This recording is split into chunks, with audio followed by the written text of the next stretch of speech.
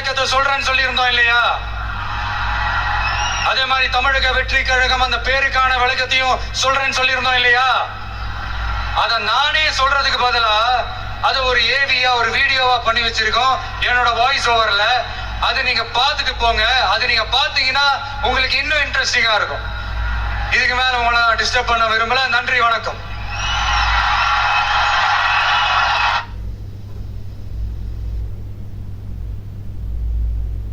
என் நெஞ்சில் குடியிருக்கும் அனைவருக்கும் வணக்கம். அரசியல்ல மட்டும் இல்ல, பொதுவாவே நமக்கு ஒரு பெரிய அடையாளம் இருக்கணும்னா நம்ம பேரே ஒரு அடையாளமா மாறணும். அதுக்கு அப்படி ஒரு பாசிட்டிவ் எனர்ஜி அந்த பேர்ல இருக்கணும். அந்த எனர்ஜியை கொடுக்கறதே அந்த பேர்ல இருக்க வார்த்தைகளோட வலிமை தான். அப்படி ஒரு நேர்மறை அர்த்தமும் நேர்மறை அடர்த்தியும் நேர்மறை அதிர்வும் நேர்மறை வலிமையும் ஒரு சேர கொண்ட ஒரு சொல்லு. என்னைக்குமே தன்னோட தன்மையை இழக்காத ஒரு சொல்லு. யூஸ் பண்றீங்களா? அப்போ பெர்ப்ளெக்சிட்டி ஃப்ரீ அப்படின்னு சொல்லிட்டு இருக்காங்க. ஆக்சுவலி இந்த பெர்ப்ளெக்சிட்டினா என்ன தெரியுமா? சாட் ஜிபிடி மாதிரி. இந்த வார்த்தை சொல்லும் போதே உச்சரிக்கிறவங்களை மட்டும் இல்ல, ஒட்டுமொத்த ஒரு பெரும் கூட்டத்தையே உணர்ச்சியோட உச்சத்துல வைக்கிற சொல்லு, உற்சாகப்படுத்துற சொல்லு. நம்ம மக்களோட நாடி நரம்புகள்ல நானேற்றும் அந்த சொல். அந்த வார்த்தை வேற என்ன? வெற்றி, வெற்றி, வெற்றி. வெற்றி தான் அந்த சொல்.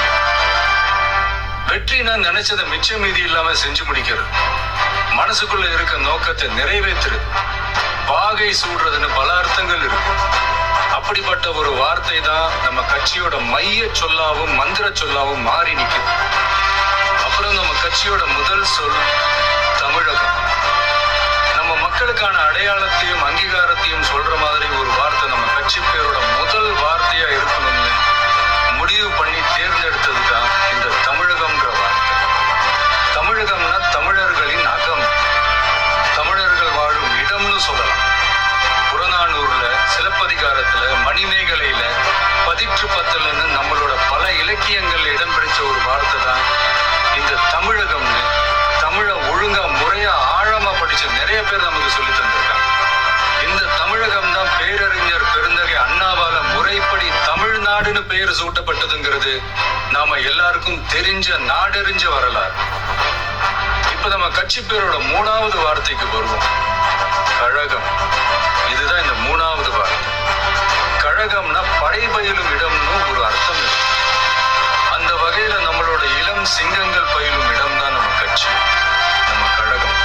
அதனால கழகம்ன்ற இந்த வார்த்தையும் ரொம்ப சரியாகவே பொருந்தி நிற்குது. தமிழகம், வெற்றி, கழகம். இந்த மூணு வார்த்தைகளை கொண்டு மூண்டெழுந்திருக்கும் அரசியல் உலகின் அணையா பெருஞ்சுடர் தான் தமிழக வெற்றி கழகம். அது மட்டும் இல்லாம பெரும் புயலையும் சூறாவளியையும் தனக்குள்ள ஒளிச்சு வச்சிருக்க பிறப்புக்கும் எல்லா உயிருக்குங்கிற திருக்குறளோட உயிர் நாதமும் சேர்ந்துதான் நம்ம கட்சியோட அடையாளமா மாறி நிற்கும். இனி வரப்போற நாட்கள் ஒட்டுமொத்த மக்களோட ஆதரவாலையும் ஆசீர்வாதத்தாலையும் தமிழ்நாட்டின் வெற்றிக்கும் தமிழ்நாட்டில் இருக்க மக்களோட வெற்றிக்கும் அஸ்திவாரம் போட்டு தமிழ்நாட்டோட உலக தமிழர்களோட ஒரு மிகப்பெரிய அடையாளமா மாறி காலகாலத்துக்கும் களத்துல வெற்றிகரமா நிக்க போறதுதான் நம்ம தமிழக வெற்றி கழகம். வாழ்க தமிழக வெற்றி கழகம், வளர்க தமிழகம். அரசியல் போருக்கு சமமானதுன்னு சொல்லுவாங்க. போரா இருந்தாலும் அரசியலா இருந்தாலும் அங்க ஒரு வெற்றி கொடி பறந்தே ஆகணுங்கிறது ரொம்ப முக்கியம். அதனாலதான் கொடினாலே வீரத்துக்கும் வெற்றிக்கும் குறியீடா மாறி இருக்கு. நம்ம கட்சி கொடியை பத்தி யோசிச்சப்ப நமக்கு என்னெல்லாம் தோணுச்சுங்கிறத உங்ககிட்ட பகிர்ந்துக்கத்தான் இந்த பதிவு. நம்ம கொடியில மேலையும் கீழையும் இருக்கிறது அடர் ரத்த சிவப்பு நிறம், அதாவது மெரூன் கலர். பொதுவாகவே சிவப்பு நிறம் புரட்சியின் குறியீடு. அந்த கேட்டகரியில வர மெரூன் கலர் எல்லாரோட கவனத்தையும் பளிச்சுன்னு ஈஸியா ஈர்க்கிற ஒரு நிறம். கட்டுப்பாட்டை குறிக்கிற கலர், பொறுப்புணர்வை சொல்ற கலர், சிந்தனை திறனை சொல்ற கலர், செயல் தீவிரத்தை சொல்ற கலர். அப்புறம் நம்ம கொடியோட நடுவுல இருக்கிறது மஞ்சள் நிறம். அது மகிழ்ச்சி, நம்பிக்கை, லட்சியம், மனத்தெளிவு, உற்சாகம், ஆற்றல், நினைவாற்றலை தூண்டுறதுன்னு இலக்கை நோக்கி உறுதியுடன் ஓட வைக்கிற ஒரு நிறம். இதையெல்லாம் மனசுல வச்சுக்கிட்டு தான் நம்ம கொடியில இந்த கலர்லாம் வர்ற மாதிரி அமைச்சிருக்கோம். வெற்றியை ஒரு செல்ஃப் டிசிப்ளினாவே முன்னெடுக்க போற தமிழக வெற்றி கழகத்தோட கொடியில இடம் பிடிச்சிருக்கிற ஒரு பூதா மாபெரும் வெற்றி குறியீடான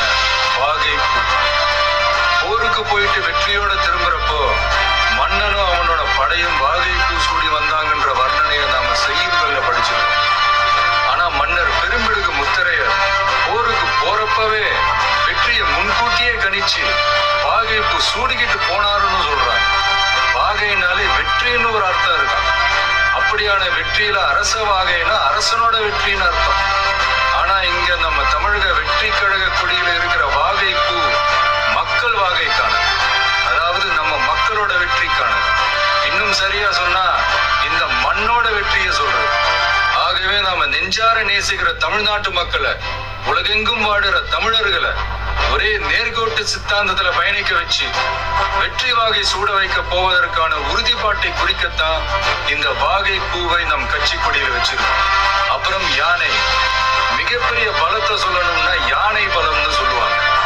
தன் நிறத்திலும் குணத்திலும் உருவத்திலும் உயரத்திலும் எப்பவுமே தனித்தன்மை கொண்டதுதான் யானை. அதுலயும் குறிப்பா போர் யானை தன்னிகரற்றது. போர் தந்திரம் பழகிய யானைங்க எதிரிகளோட தடைகளையும் படைகளையும் சுத்தி வளைச்சு துவம்சம் செய்யறதுல கில்லாடிங்க. தன்னோட முன்னங்கால்களை தூக்கிக்கிட்டு தும்பிக்கையை மேல தூக்கி கிளிரிக்கிட்டே ஓடி வந்து எதிரிகளை போர்க்களத்துல பீதி அடைய வச்சு பின்னங்கால் பிடரியில அடிக்க அலறிக்கிட்டே ஓட வைக்கும். அப்படிப்பட்ட போர் முனையில இருக்கிற பலமான இரட்டை போர் யானைங்க தான் தமிழக வெற்றி கழகத்தோட கொடியில இருக்கு. இந்த இரட்டை போர் யானைங்க எவ்வளவு பெரிய மதம் பிடிச்ச யானைகளையும் கண்ட்ரோல் பண்ணி வழிக்கு கொண்டு வர்ற வல்லமை பெற்ற கும்கி யானைங்க மாதிரி தானே யாரும் விரிவா விலைக்கு சொல்ல வேண்டுமா? இந்த இரட்டை போர் யானைங்க எதை குறிக்குது, இது எதோட குறியீடு, இதோட கோடிங் டீகோடிங் மீனிங் எல்லாமே புரிய வேண்டியவங்களுக்கு ரொம்ப கரெக்டா தெளிவா புரியும். அப்புறம் நம்ம கொடியோட நடுவுல இருக்க வாகை பூவை சுத்தி நாம வென்றெடுக்க வேண்டிய நம்மளோட செயல் திட்டங்களை சொல்ற மாதிரி 28 நட்சத்திரங்களும் இருக்கு. அந்த நட்சத்திரங்களை பச்சை மற்றும் நீல வண்ணத்திலையும் அமைச்சிருக்கோம். இது நாம கட்டமைக்க போற சமூக நல்லிணக்க அமைதி பூங்காவையும் குறிக்கும்.